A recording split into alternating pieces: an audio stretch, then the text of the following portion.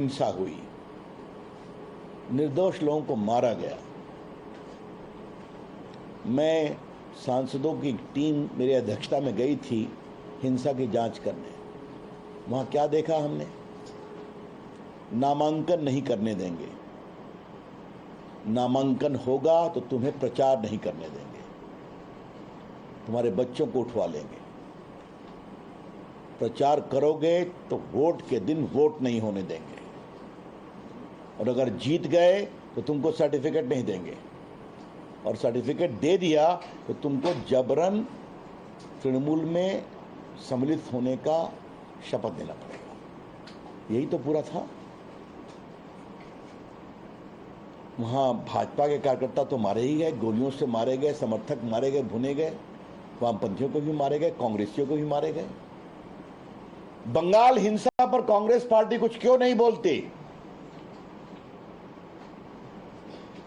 सीताराम येचुरी रोज लोकतंत्र का हिसाब मांगते हैं प्रधानमंत्री मोदी जी से, वो कुछ क्यों नहीं बोलते? बंगाल पर वो तो उनकी जमीन रही है ना, बिल्कुल चुप। बंगाल के भ्रष्टाचार पर भी चुप, बंगाल के लोकतंत्र की हत्या पर भी चुप। तमिलनाडु में एक मंत्री पकड़ाए हैं जबरदस्त, ईडी के द्वारा उनके कस्टडी की मुहर हाईकोर्ट के 2 जजेस ने लगा दी है, क्योंकि उनके खिलाफ आरोप बहुत ही गंभीर हैं। फिर भी कांग्रेस पार्टी कोई सवाल नहीं करती। तो दिल्ली के बाढ़ के डूबे लोगों पर कांग्रेस पार्टी खामोश,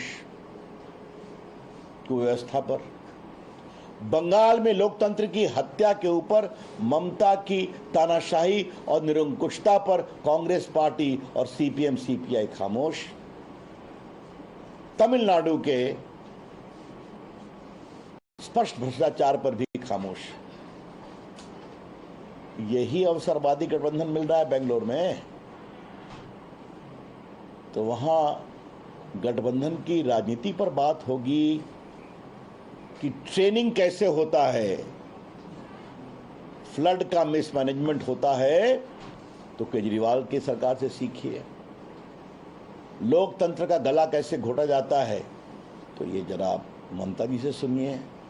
शिक्षक घोटाला कैसे होता है, तो ममता जी की सरकार से सुनिए। कोयला घोटाला का नया स्वरूप कैसे आता है, तो ममता जी के सहयोगियों को सुनिए। और चारा घोटाला, अलकतरा घोटाला में किस तरह से चारा खाया जाता है, अलकतरा पिया जाता है, यह आप लालू प्रसाद से सुनिए। इसी की ट्रेनिंग होगी ना वहां पर। यह बहुत पीड़ादायक है कि स्वार्थ में, अवसरवादिता में विपक्षी लोगों ने कुशासन को बिल्कुल दरकिनार कर दिया है। The so-called combination of opposition parties meeting in Bengaluru has completely sidetracked with impunity the whole issue of good governance and probity in public life. तो ऐसे लोगों से देश का विकल्प बनेगा? ऐसे लोगों से भारत का भविष्य बनेगा? बिल्कुल नहीं। और मैंने पहले भी कहा था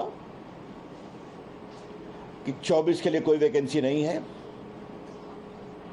और मैंने एक सवाल पटना में उठाया था, ये 24 की बारात जो सज रही है, इसका दुल्हा कौन है?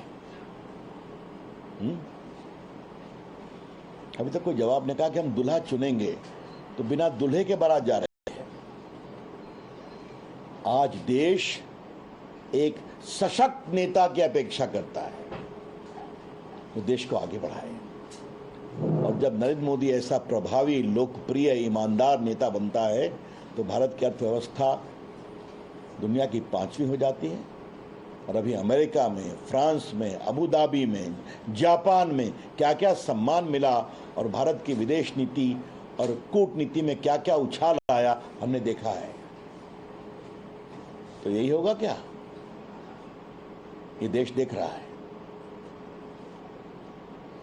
अगर भगवान न करे बालाकोट ऐसी स्थिति दोबारा करने की जरूरत हुई, तो क्या पहले कोalition की बैठक करेंगे?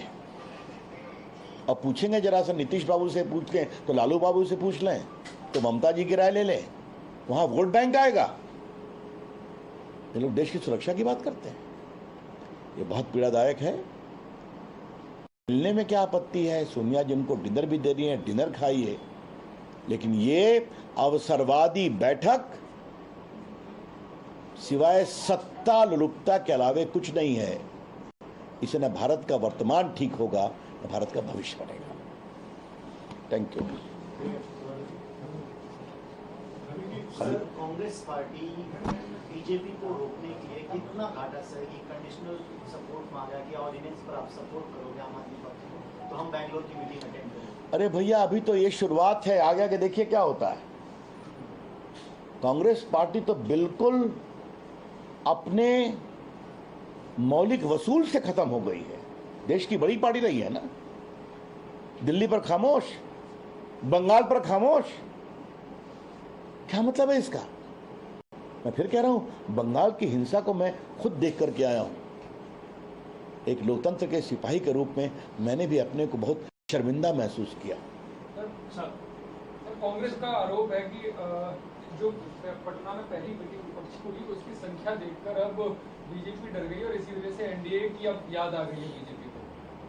देखिए, मैं एक ही बात कहूंगा, 14 में मोदी जी को भाजपा, उनकी अगुवाई में भाजपा को ऐतिहासिक बहुमत मिला था ना, फिर भी एनडीए के लोगों को मंत्रिपरिषद में सम्मान दिया गया कि नहीं दिया गया?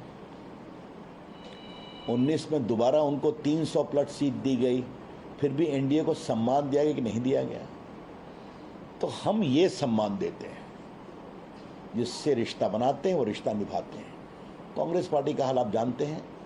चलिए, सर, बैठक हो रही थी, उसमें ये कहा गया कि एक बड़े नेता शरद पवार जी नहीं जा रहे, आज बाद में कहा गया नहीं बैठक मेन तो कल है, वो कल जाएंगे। तो ये जो कवायद हो रही विपक्ष इकट्ठा होने की, उसमें कुछ नेता जा नहीं रहे। आम आदमी पार्टी कह रही है कि कांग्रेस पार्टी अध्यादेश। अरे भैया, अवसरवादियों का गठबंधन है, जहां समझदारी और समन्वय कम है, गिव एंड टेक अधिक है। और गिव एंड टेक आपस में, कौन मुझे कितना देगा और मैं कितना लूंगा, जब ये चलता है तो ये कोई देश को स्थायित्व देगा क्या? बिल्कुल नहीं।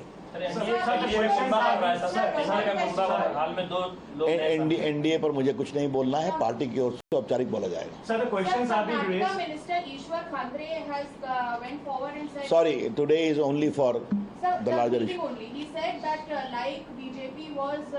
Taken out of Karnataka. Similarly, Mahagathbandhan is going to win and Rahul Gandhi is going to become the Prime Minister. Yes, No one can be stopped from daydreaming. Okay? But for me it is something very interesting. The Congress Minister of Karnataka is naming Rahul Gandhi as the future Prime Minister. Mamta ji, do you agree? Nitish Babu, do you agree? Mr. Stalin, do you agree? Mr. Kejriwal, do you agree? Don't ask me this question. I understand Mr. Nitish Kumar is having glum face because he has not been declared the convener. Come on, it is a combination of self-seekers. Hindi में क्या कहेंगे? राहुल गांधी को मांग की मांग तो नहीं जाती।